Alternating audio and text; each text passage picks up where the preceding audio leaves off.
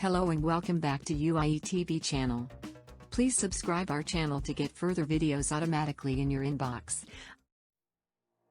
China protests U.S. Navy activities. China, which claims almost all of the 1.3 million square mile South China Sea as its sovereign territory, reacted harshly to the carrier's presence in the region in early July. The U.S. action is intended to drive a wedge between countries, promote the militarization of the South China Sea, and undermine peace and stability in the South China Sea, Chinese Foreign Ministry spokesperson Zhao Lijian said at the time. Sailors signal an A-18E Super Hornet to launch from the flight deck of the USS Ronald Reagan during flight operations in the Indian Ocean. Since then, tensions have increased, with Washington this week labeling most of China's maritime claims in the South China Sea as illegal. The world will not allow Beijing to treat the South China Sea as its maritime empire. America stands with our Southeast Asian allies and partners in protecting their sovereign rights to offshore resources, consistent with their rights and obligations under international law, U.S. Secretary of State Mike Pompeo said in a lengthy statement. The Chinese embassy in Washington called those accusations completely unjustified. The U.S. distorts the facts and international law, exaggerates the situation in the region and attempts to sow discord between China and other littoral countries, the embassy said in a statement. A day after Pompeo's announcement, a U.S.-guided missile destroyer sailed near the Chinese-claimed Spratly Islands, also known as the Nansha Islands in China. The move was described as a freedom of navigation operation, part of the U.S. Navy's commitment to asserting the rights, freedoms, and lawful uses of the sea recognized in international law by challenging the restrictions on innocent passage, Commander Ian Momsen, a spokesperson for the Navy's 7th Fleet, told CNN in a statement.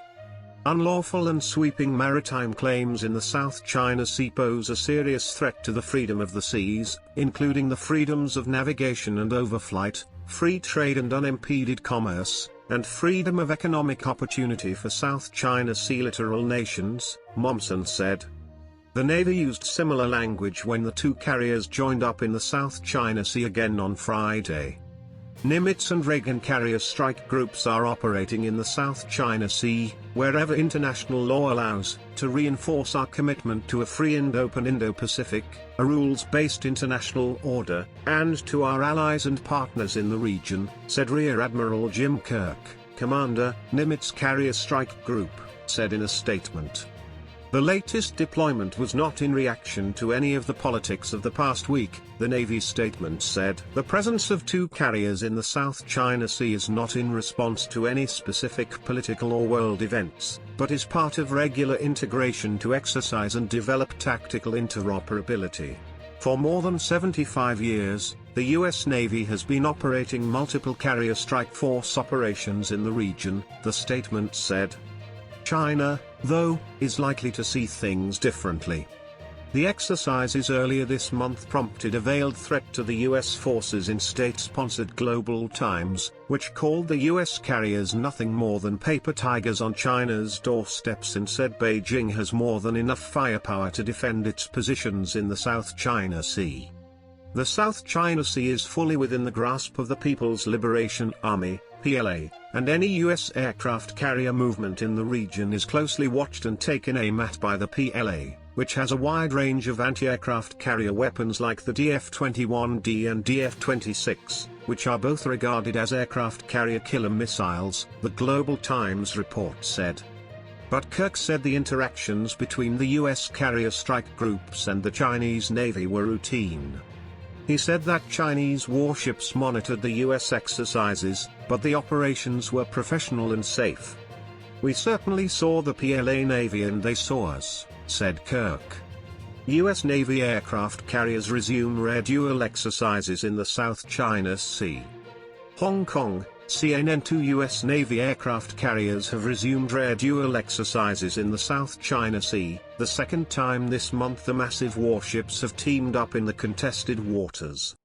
The USS Ronald and USS Nimitz carrier strikes groups, comprising more than 12,000 U.S. military personnel among the two aircraft carriers and their escorting cruisers and destroyers, were operating in the South China Sea as of Friday, the U.S. Pacific Fleet said in a statement.